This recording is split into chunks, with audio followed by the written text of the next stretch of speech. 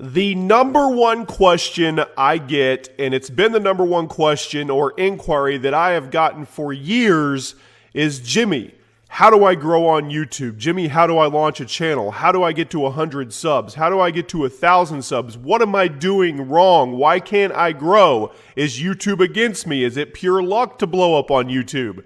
These are the type of questions that I get tweeted at and in the comment section and in my email all of the time. So I thought I would put together a video to help you guys get started on your YouTube path if this is something that you have decided to do. And no, there is no special formula in here that you're going to shoot up and have PewDiePie numbers, but I am going to give you some insight, some steps, and some thoughts that maybe some of these other videos that have done this didn't quite touch on. And as we get started, in the comment section, let me know what your channel is all about. As this video goes out, I will be spending some time checking the channels that people put in the comment sections as well. I'm always looking for a cool new channel to watch. And so I present to you 10 steps on how to get to 1,000 subscribers on YouTube. Step number 1. Upload consistently. And you're probably saying, come on, Jimmy, we've all heard this one. This isn't anything special. No, it's not, but it is a foundation of how you can grow a channel. If you look at the successful channels out there, most of them rely on consistent uploads, whether that be daily uploads, 2 daily uploads. I see some bigger channels that do 5 daily uploads or even bi-daily uploads. So they upload every other day, but whatever they do, their schedule is consistent. I have seen so many channels die over the years. I'm going to take a week off. I'm not feeling it. I'm going to take a month off. I'll come back and I'll hit it super hard when I'm ready. And the second they do that, their channel suffers. There used to be a time on YouTube where you could upload 1 to 2 videos a week if you were a big channel and you could sustain, but it's not that way anymore. There may be a very, very special small group that can do it, but for the most part, it's consistency and repetition because people want to see what they want to see. And if they don't see what they want to see from you, they will go find it somewhere else because there are a million other channels in line ready to hand them content if you aren't. Step number 2, and this is going to sound kind of off for a second, but hear me out on this. Trending topics and clickbait. Now, what do I mean by that? Now, if you want to do your channel and you are a fan of growing roses in a garden, then by all means, go grow roses in a garden. But that doesn't seem to be a very popular topic right now on YouTube. So what do I mean by trending and clickbait? You need to focus on trending topics and clickbait. Now, hold on, Jimmy. What do you mean clickbait? How dare you tell people that the way to grow their channel is clickbait? Let's get in reality, people, okay? I want you to come with me for just a second, and I want you to look.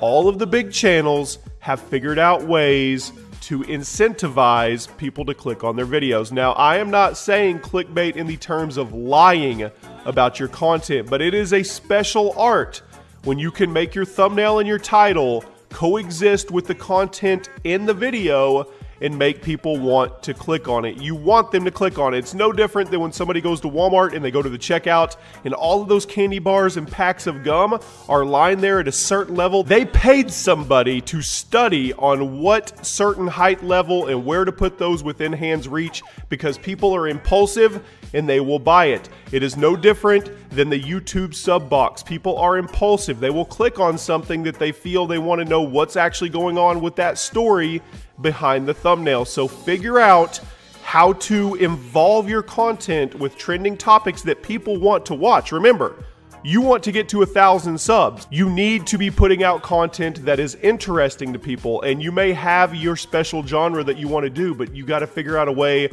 to mix the trending topics with your content. And with that, you need to know how to title and how to actually clickbait. I hate the word clickbait because it's more about creativity. The ones that are clickbait that are bad are the ones that just they give you false information. There's nothing in context with their content relevant with their thumbnail and title. Those are bad, but somebody that's creative to get you to click on a video with a cool thumbnail and a title that is relevant, to me, that is perfect. If you guys would like a focused video on exactly that, how to title, tag, and thumbnail your videos and focus on trending topics, let me know in the comment section and we could do that as a follow-up video to this one. Step number 3 on your road to 1,000 subscribers. People like to judge on the end result of where a YouTuber is, but people rarely see the grind that went into where that YouTuber got where they're going. What I mean by that is everybody sees PewDiePie, or everybody sees KSI, or your favorite vlog channel, or Rooster Teeth, and people don't put that with all the hard work and the grinding that these channels did for years. Most of these big channels have been YouTubing for multiple years. We're talking over 5 years. Yes, there are some that hit lightning in a bottle and they go viral, but for the most part, your dedicated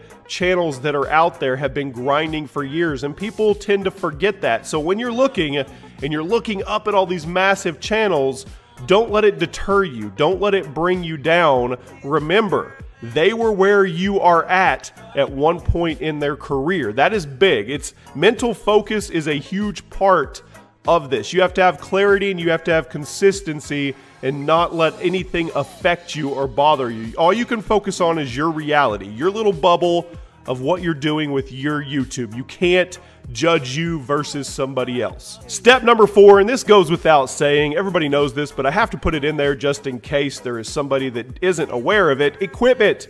You have to have decent quality for your videos. We are past the stage of 480p, people, and I know most everybody knows that, but I still go on YouTube, I still browse, and I still see people uploading content like that. And it's you can get decent quality even with a cell phone camera now. So equipment, and I understand equipment is expensive, so do it in baby steps with what you need, but get the base equipment, research, and once again, I could do another video and help you guys out with that if you wanted to as well. But there is equipment out there that is affordable. You don't have to go out and get the $1,000 mic that your favorite YouTuber has, or this amazing camera that this guy has. There is equipment out there that you can use that is affordable. So budget shop. There is nothing wrong with budget shopping. I know you want to have that gaming setup or that YouTube setup and let everybody see it, but that's for a different time.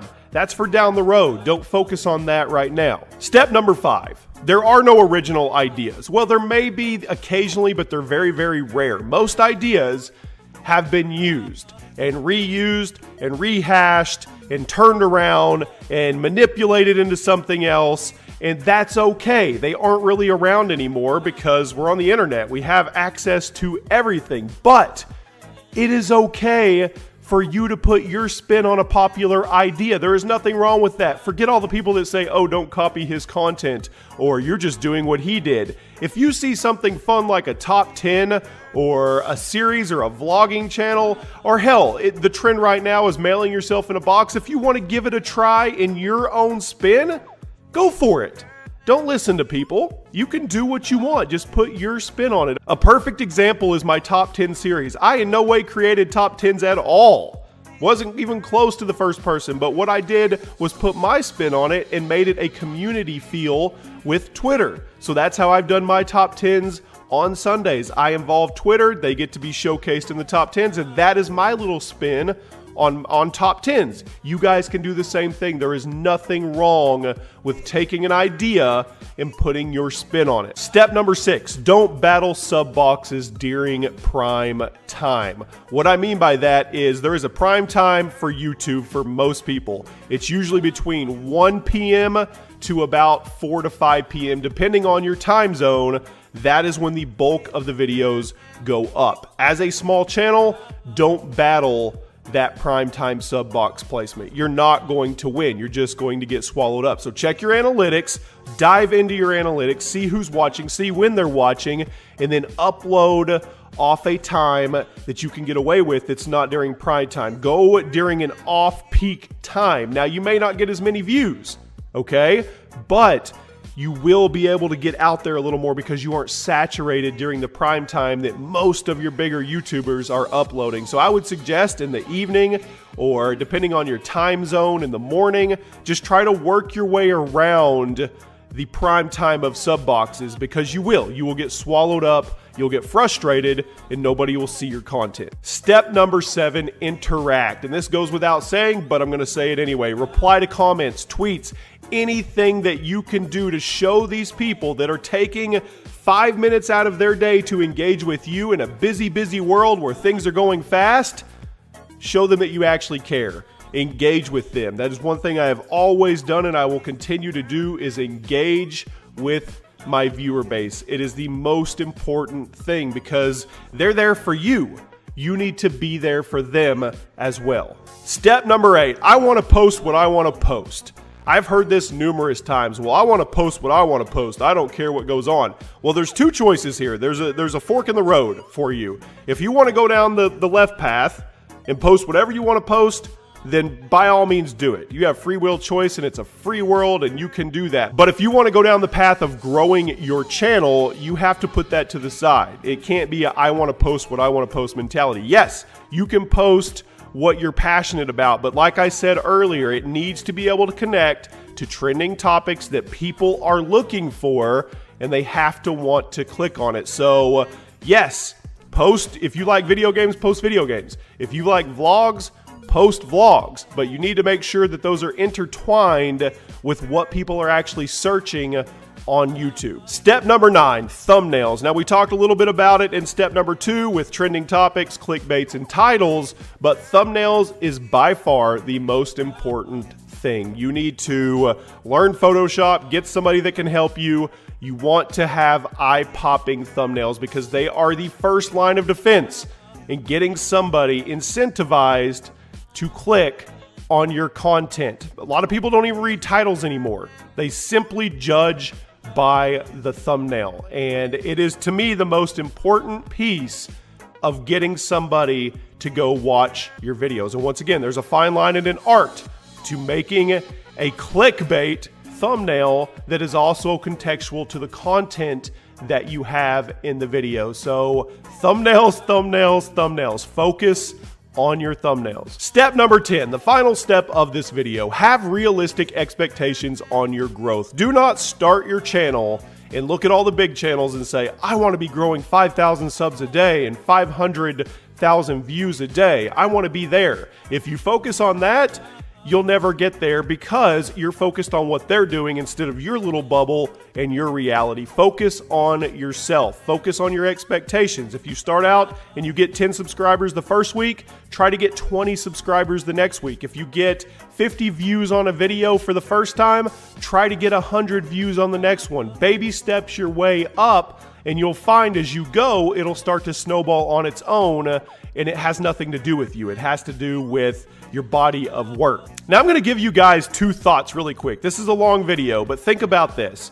1, you have an advantage being small. I know that sounds crazy and YouTube is just a whirlwind of crap right now and nobody knows how to figure out the algorithm, so on and so forth. But if the algorithm is what people are saying it is, and it's got to do something with click-through rate of your subs, it is advantageous for smaller channels because they don't have all of those dead subscribers. So you may be an advantage by being small. If you build that core base and they come back every video and watch, you are going to see some growth. You're going to see some snowball effect as you go if you stay consistent.